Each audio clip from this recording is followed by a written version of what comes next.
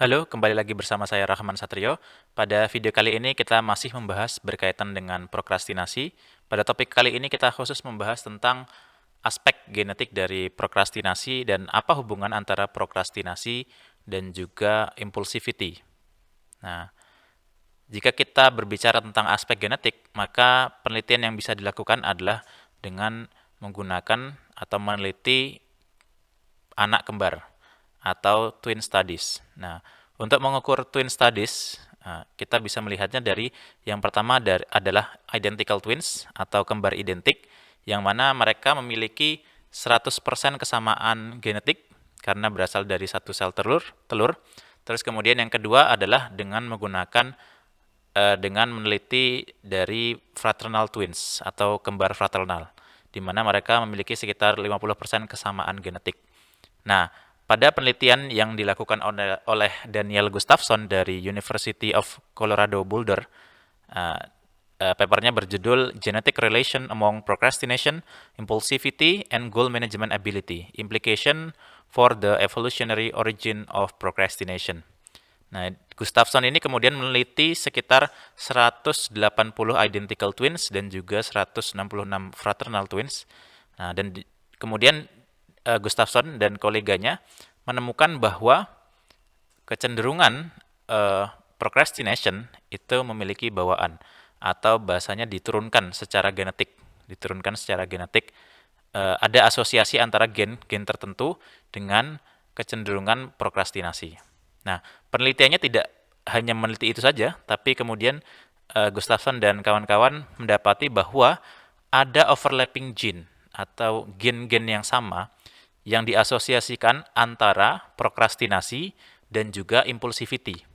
Artinya, orang-orang yang procrastinate, orang-orang yang memiliki genetik procrastination juga memiliki kecenderungan impulsivity.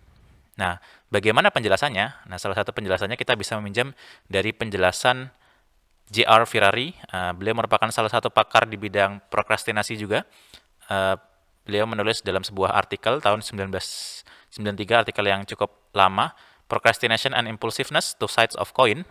Beliau menemukan bahwa orang-orang yang memiliki kecenderungan prokrastinasi, dia juga punya kecenderungan impulsivity. Penjelasannya adalah orang-orang yang memiliki kecenderungan impulsivity, dia lebih suka bekerja atau bertindak secara impulsif terhadap stimulus-stimulus yang ada di hadapannya. Jadi dia sulit untuk mengerjakan sesuatu yang membutuhkan kesabaran, membutuhkan fokus yang lama, yang mana sulit untuk mencapai goal-goal jangka panjangnya. Dia lebih suka terhadap stimulus mengerjakan sesuatu yang stimulus di hadapannya, yang mana hal itu memiliki immediate reward atau rewards yang dia bisa dapatkan secara langsung. Misalnya ketika sudah di hadapan laptop untuk mengerjakan skripsi, orang ini secara impulsif, kemudian misalnya ada suara tukang bakso lewat, ting ting ting, kemudian dia beli bakso. Habis itu kemudian dia pikir, wah habis makan bakso enak nih kayaknya minum es coklat atau minum kopi. Nah, kemudian beli kopi. Habis itu kekenyangan baru kemudian tidur. Habis itu nonton YouTube dulu, nonton TikTok. Atau kemudian sambil baru mau mengerjakan lagi, begitu mengerjakan, misalnya sudah azan, lalu kemudian harus sholat. Terus kemudian setiap saat dia mau mengerjakan, dia secara impulsif kemudian terpantik dan terpancing untuk mengerjakan satu hal yang lain yang ada immediate rewardnya.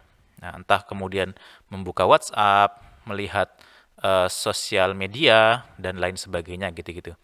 Nah, ini hal yang unik ya. Jadi ada kaitan antara impulsivity dengan procrastination. Ternyata yang membuat kita procrastination adalah kita impulsif untuk apa eh, terpantik dengan stimulus-stimulus yang ada di sekitar kita sehingga kita sulit untuk fokus mengerjakan sesuatu yang membutuhkan visi jangka panjang, membutuhkan kesabaran gitu ya. Kita ibaratnya nggak bisa duduk diem nih.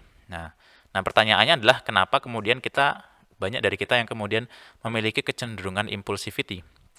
Nah, memiliki kecenderungan impulsivity tadi. Nah, jawabannya bisa kita temukan dari pendapat dari Timothy Fischel. Nah, beliau juga salah satu pakar di bidang prokrastinasi. Beliau menjelaskan bahwa uh, otak kita memang berevolusi untuk impulsif terhadap sesuatu yang memiliki immediate reward atau reward secara langsung. Nah, atau otak kita juga impulsif terhadap suatu stimulus-stimulus dari luar, entah itu sifatnya reward atau danger. Nah, kenapa? Karena pada zaman dahulu, di sebelum zaman manusia modern, maka makhluk hidup, tidak cuma manusia, makhluk hidup itu membutuhkan kemampuan impulsif dalam rangka untuk mengejar suatu, misal entah makanan, atau kemudian menghindari bahaya, dan lain sebagainya. Karena kalau tidak impulsif, maka kecenderungan dia bisa survive, hidup semakin kecil gitu ya. Nah, tantangannya adalah di era modern ini, kita agaknya tidak terlalu butuh, atau bahasanya kecenderungan kita impulsif malah membuat kita menjadi destruktif. Kenapa? Kalau kita impulsif, kita agaknya semakin mirip dengan hewan. Ada sesuatu stimulus, kita terpantik dan lain sebagainya. Saatnya lapar, kita makan. Nah, kita tidak bisa menahan kecenderungan impulsif kita.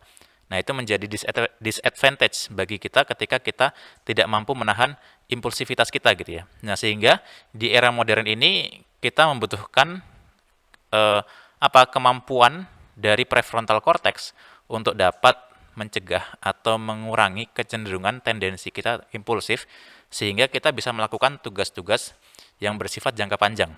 Jadi tidak seperti hanya hewan yang dia secara impulsif mengerja sesuatu yang ada stimulus yang ada di dekatnya, tapi manusia butuh kemampuan prefrontal cortexnya dalam rangka untuk menginhibit atau menahan kecenderungan-kecenderungan impulsif, sehingga dia bisa melakukan tugas-tugas jangka panjang. Jadi kita tahu bahwa mengerjakan skripsi itu penting.